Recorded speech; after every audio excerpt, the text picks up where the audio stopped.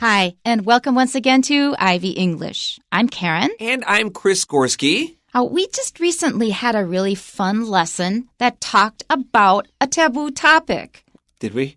Yeah, well, it's not taboo for you, I guess, about how tiger pee smells. Oh, I was really lost for a second.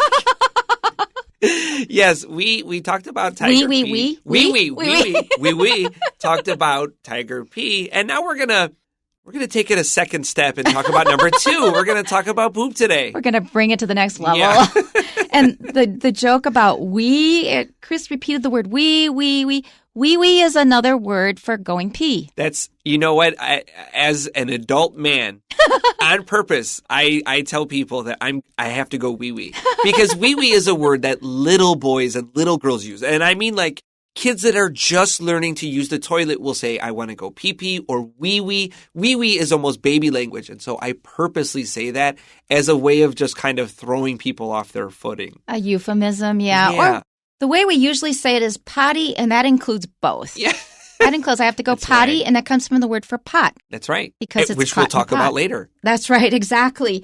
Okay, so wee and pee and things. We're going to be talking about this stuff, but mostly more about poo-poo. But here's something very important I want to say. You may feel this is kind of a taboo or dirty or disgusting topic. I promise you, we have an absolute mountain of fabulous stories today. There are so many interesting bits of history that come from this very unclean, dirty problem. But, oh man, do I love talking about this. It's such a big part of being an animal. Any animal whatsoever, even plants poop. That's right. They also have waste. And it's a really big consideration when you first have a baby and you realize your life revolves around diapers, dirty diapers. And when you get older, you sometimes lose control. It's also a big part of your life. And before you get to that point, you kind of have a different relationship with your body. You think once you get through that part of your morning, you think, oh my God, I feel so good. What a blessing it was to have a good poop. I thank you. I'm 100% with you because when I was an elementary school student, if I had to poop, I'd hold it and I felt uncomfortable all day.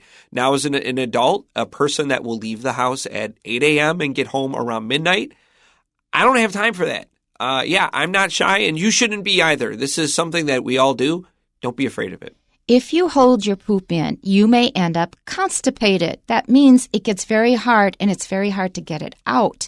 And when that happens, you may actually injure that part of your body and start bleeding and get piles, get hemorrhoids. It's dangerous. So realize that this is a very, very important part of your body, as important as eating.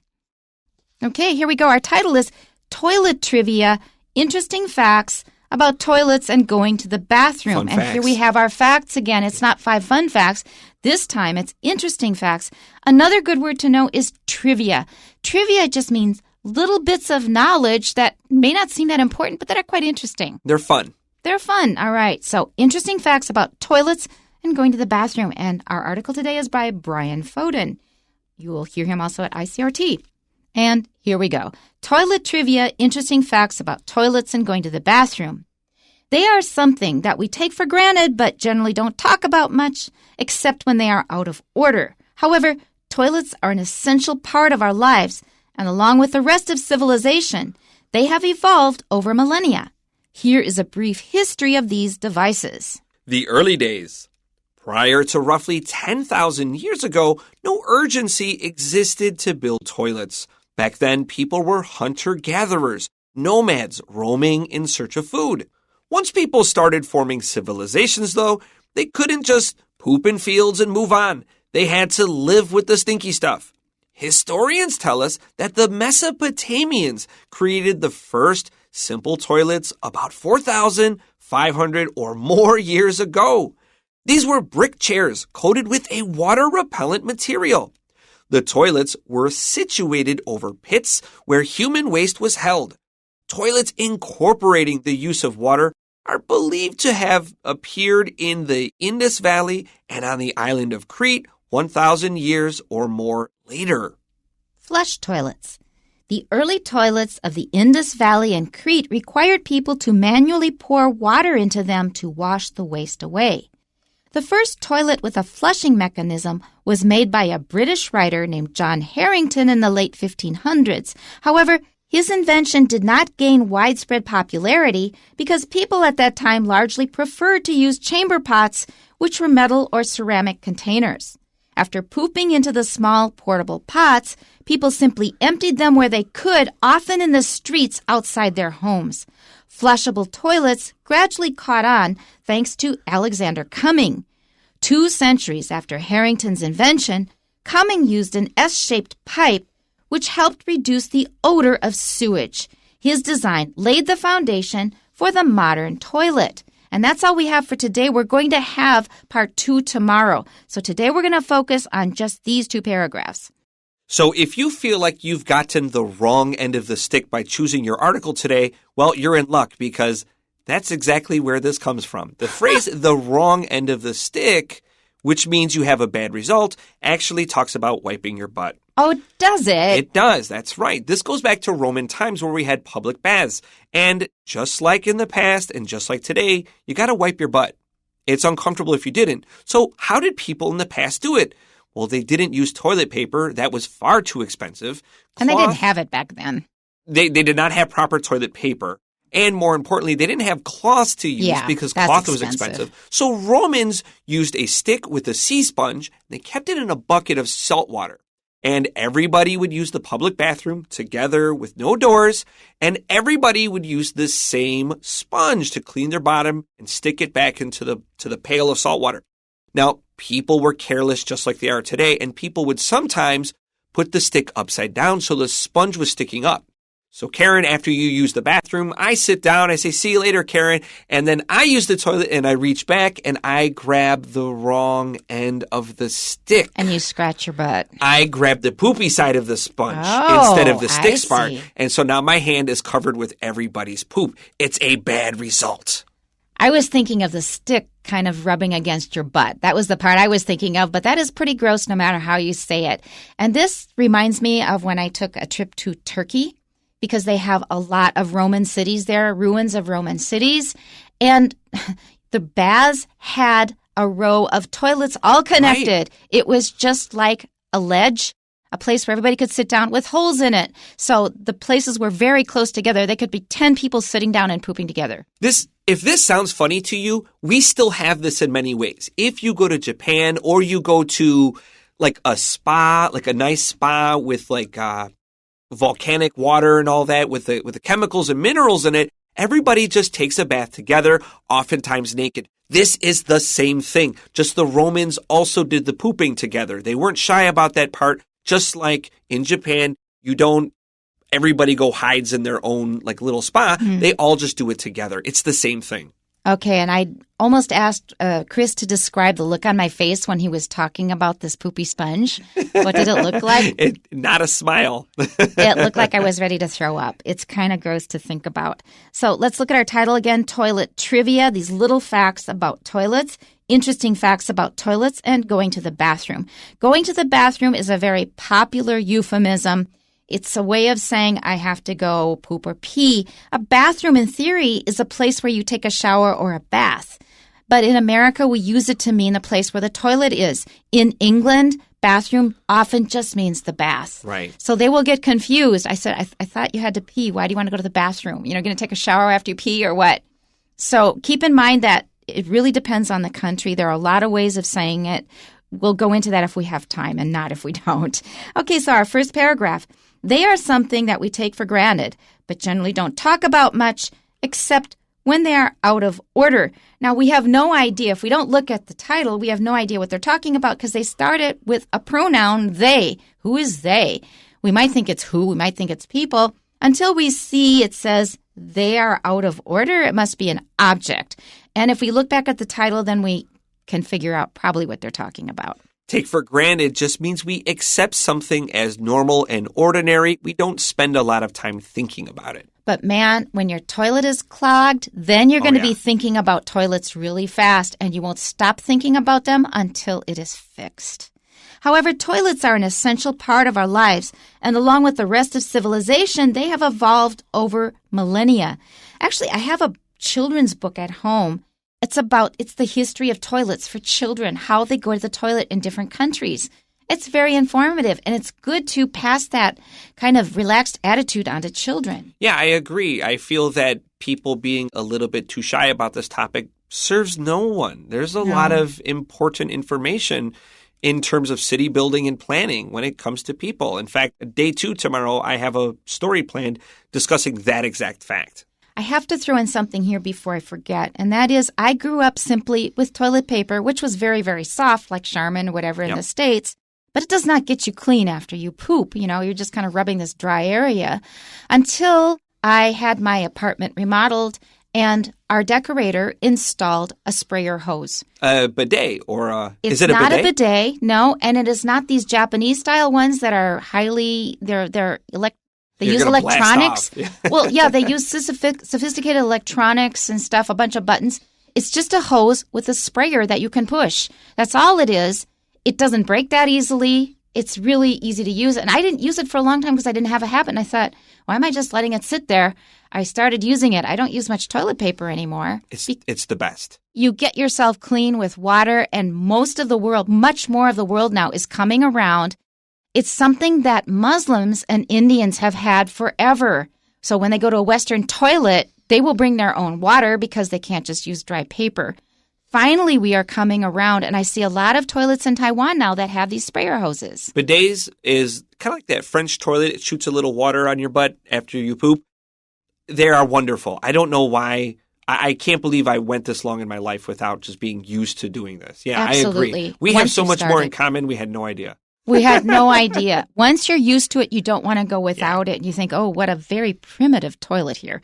Right, if they don't have it. So here is a brief history of these devices. Oh, another thing worth mentioning is millennia. They're using the irregular plural.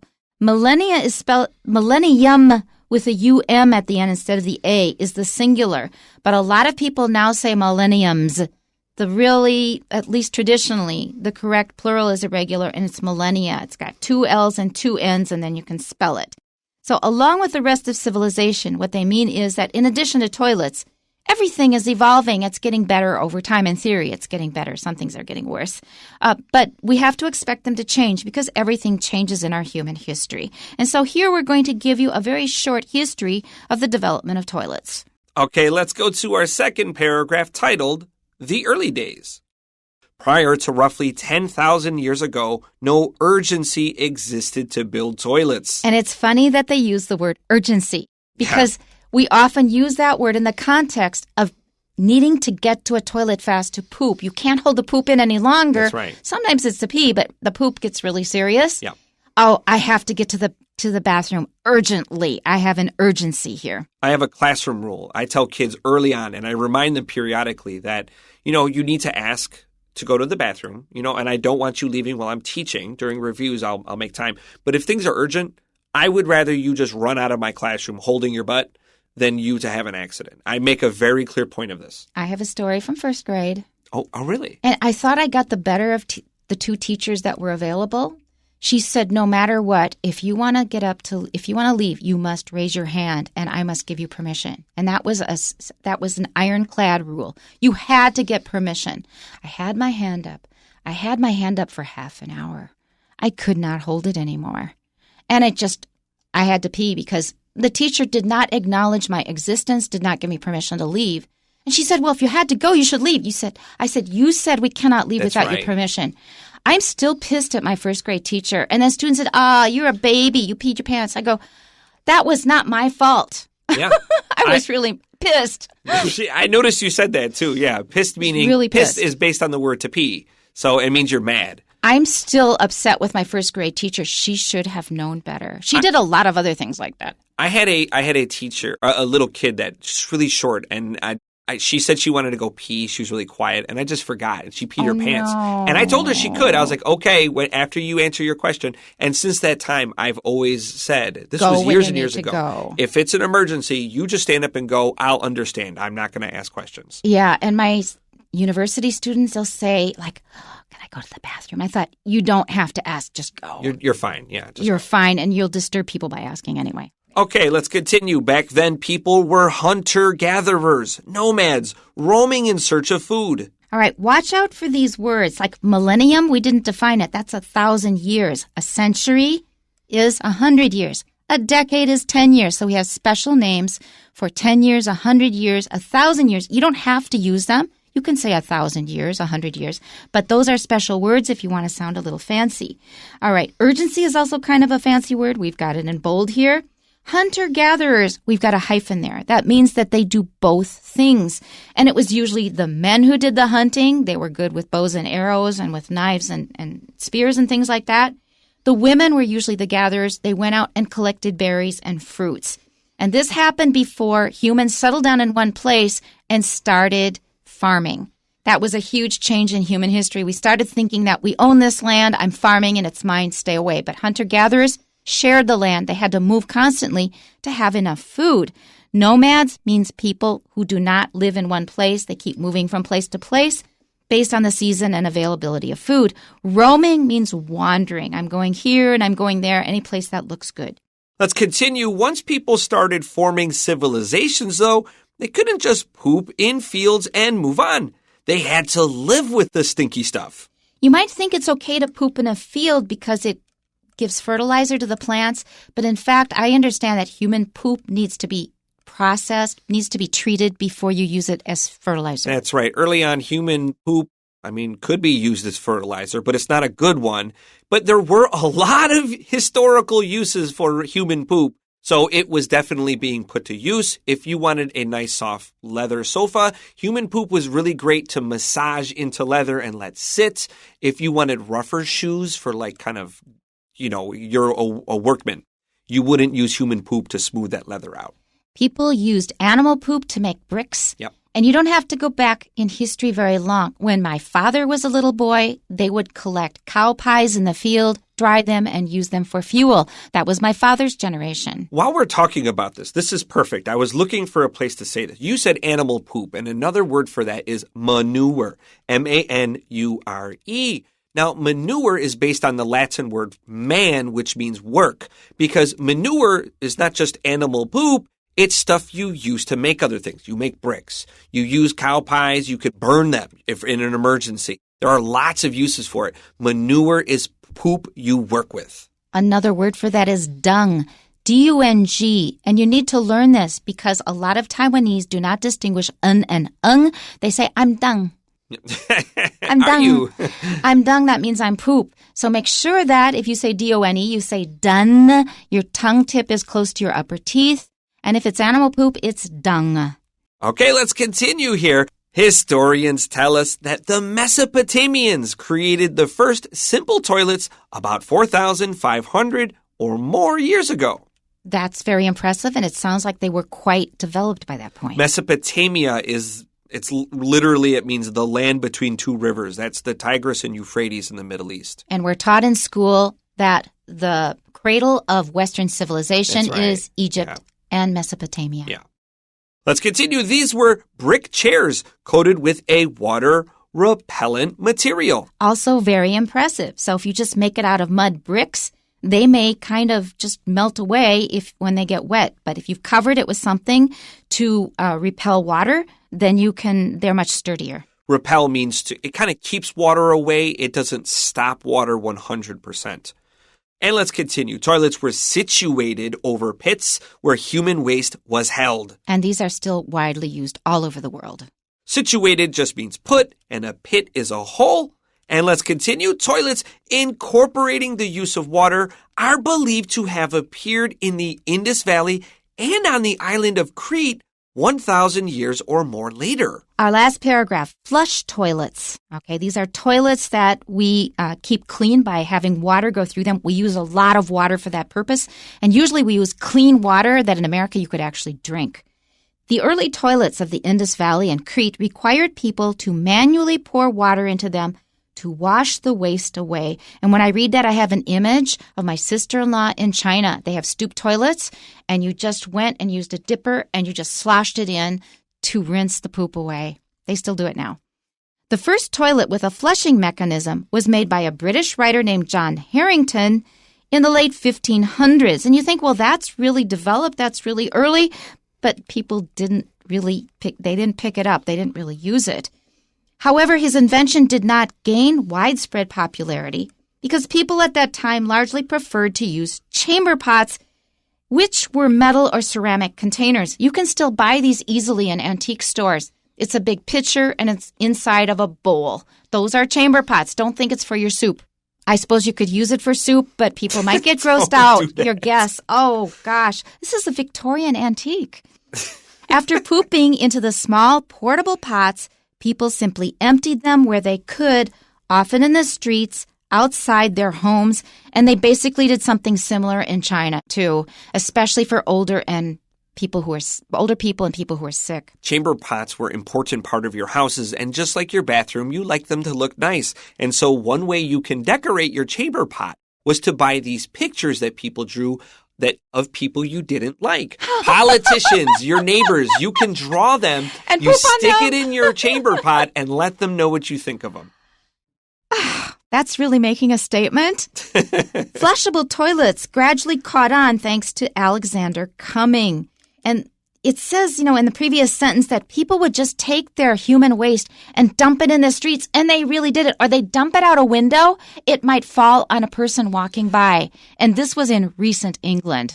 And it's an important thing to remember that streets in the past were made of cobblestone. So even when it rained, they could not be washed away. They would get stuck in those little cracks. Sidewalks were slippery because of all the human poop everywhere. And then you had horses crapping in the street. It was everywhere. Yeah, I was going to say, then you've got also the horse poop and pee, and that's pretty gross and slippery. 2 centuries after Harrington's invention, Cumming used an S-shaped pipe which helped reduce the odor of the sewage. That's something I really noticed as a kid was that S shape, the Drano ads and stuff.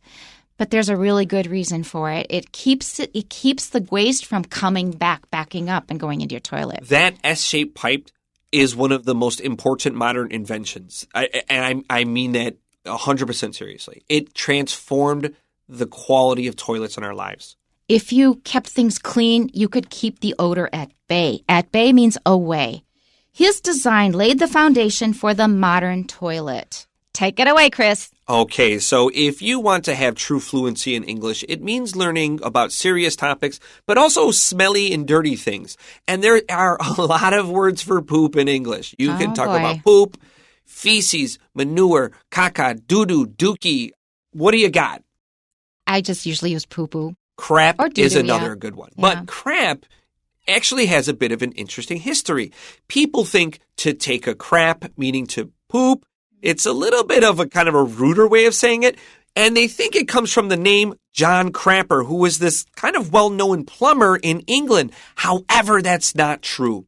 John Crapper, as a matter of fact, was around 10 years old when the word crap began to mean poop. It just so happened that when he grew up, he became a fairly well-known plumber. And it was one of those weird things where he's a plumber and he talks about poop. But in fact, to crap means to cut things off. And this is why your mom, when she says your room is messy, might tell you to clean up your crap. She doesn't mean poop. She means those little things that you've left all over the floor. It's an almost ancient meaning. It's still kind of a rude word, so be careful with it. And make sure that you don't say that we're going to have spiced crap for supper tonight. Crap. And that's it for today. Tune in tomorrow for part 2. We'll see you then. Bye-bye. Bye-bye.